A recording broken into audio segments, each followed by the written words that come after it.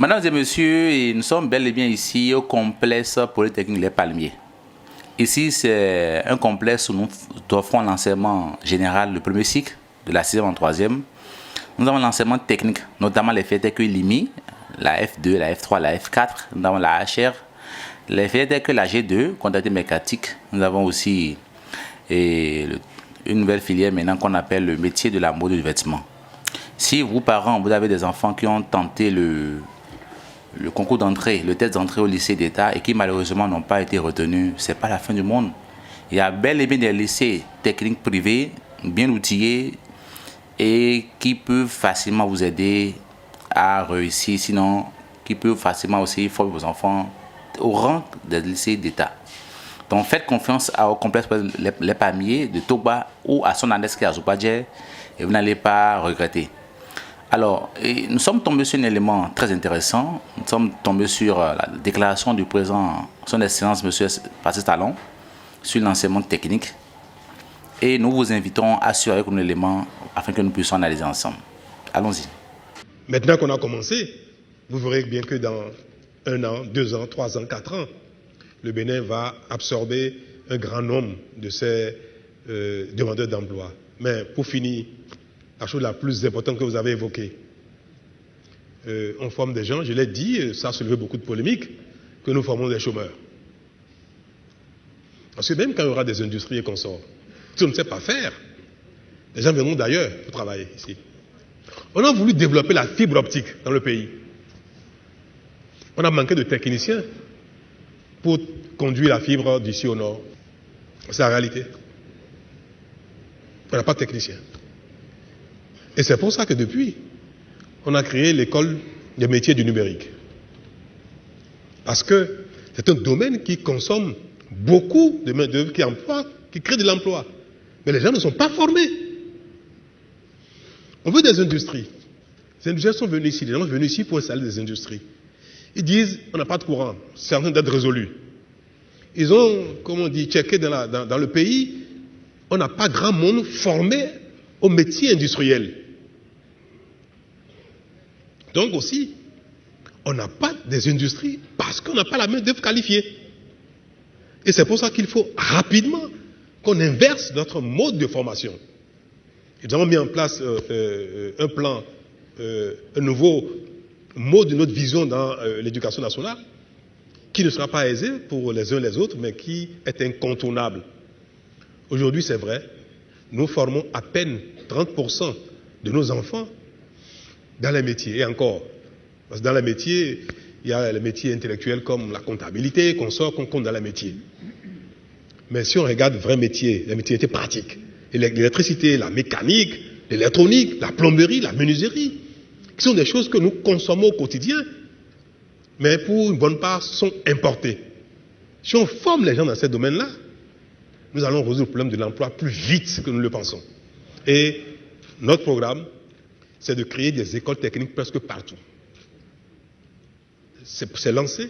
Nous avons déjà une bonne partie des financements nécessaires pour que d'ici 2 ou 3 ans, parce qu'on va commencer les constructions là, on commence là les constructions maintenant des écoles techniques.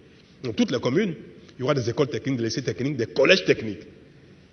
On continuera de former un peu dans les matières essentielles de culture générale, excusez-moi le terme, mais on va également orienter nos enfants à aller dans les métiers pour que, à la sortie, qu'on sorte au niveau BEPC, au niveau bac, au niveau master, au niveau doctorat, sur 100 personnes qui vont désormais sortir de nos écoles, quel que soit le niveau où ils sont sortis, au moins 70 sont formés au métier. 70 minimum. Les effets ne seront visibles que dans 5-10 ans minimum. Pourquoi? Un enfant qui rentre à l'école, avant de sortir, il lui faut 3, 4, 5, 6 ans, 7 ans. Donc on fait des choses dont personne ne verra les effets de manière immédiate. Mais gérer un pays, c'est régler les problèmes d'aujourd'hui et régler les problèmes de demain. C'est ce que nous faisons. Comme je l'ai dit tout à l'heure, ce n'est pas visible, mais ça nous coûte beaucoup d'argent, beaucoup d'énergie, beaucoup de volonté, mais ça y est, c'est engagé. Vous avez vu ceux qui ont été recrutés pour aller en formation en France. À cause de Covid, on a eu du mal à envoyer le nombre qu'on a prévu. Certains sont partis, mais d'ici l'année prochaine, c'est des centaines d'élèves professeurs qui vont aller au Canada, en France, en Belgique, pour être formés, pour devenir des professeurs dans les écoles de métiers, les écoles techniques. Parce que si on construit les écoles et qu'on n'a pas d'enseignants techniques, qu'on n'a pas de professeurs, on va les construire et on va attendre qu'ils reviennent. Donc, on a commencé déjà à les envoyer. Ça a commencé cette année. Dans 2 ou 3 ans, c'est plus de 1000 personnes qui partiront en formation et qui reviendront donc former nos enfants dans ces écoles-là et former également d'autres enseignants pour que ces écoles dont les constructions démarrent, au moins sont en train de finir, de les construire, de les équiper, que les professeurs sont en train d'arriver. C'est planifié, ça a démarré. Et là également, la réponse à votre question, quand est-ce que l'école va former les enfants que le marché attend, ces enfants, ça va commencer, mais les effets définitifs ne seront visibles que dans quelques années. Mais ça y est, nous y sommes. Vous êtes encore jeune, vous aurez encore le temps de rattraper.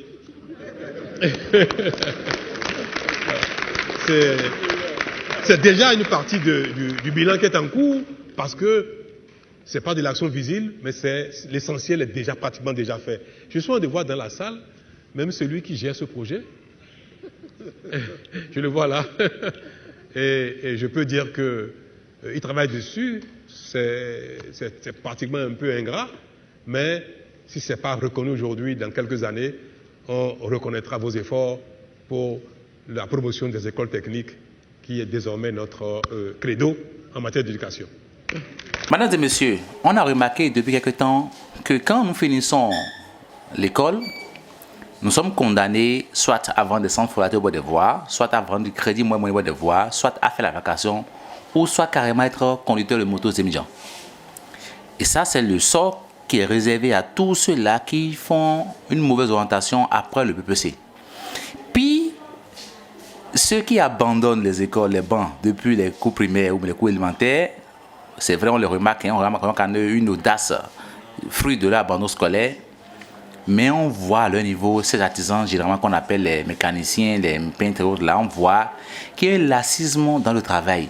Beaucoup d'entre eux souffrent d'un problème d'insuffisance d'innovation, de créativité. Vous voyez bien, ceux qui abandonnent l'école et qui vont vers l'artisanat apprennent bien un métier. Mais parce qu'ils n'ont pas été à l'école, des fois dans l'application de leur métier, dans la prestation, on sent des insuffisances dans la créativité, dans l'innovation. Mais dans l'autre côté, ceux qui ont choisi d'aller à l'école et faute d'une mauvaise orientation, finissent et sont condamnés à faire les trates d'emploi les plus sûrs. Face à ça, je pense que nous devons nous orienter, nous devons orienter nos frères vers la formation technique et professionnelle. Et oui, la formation technique et professionnelle.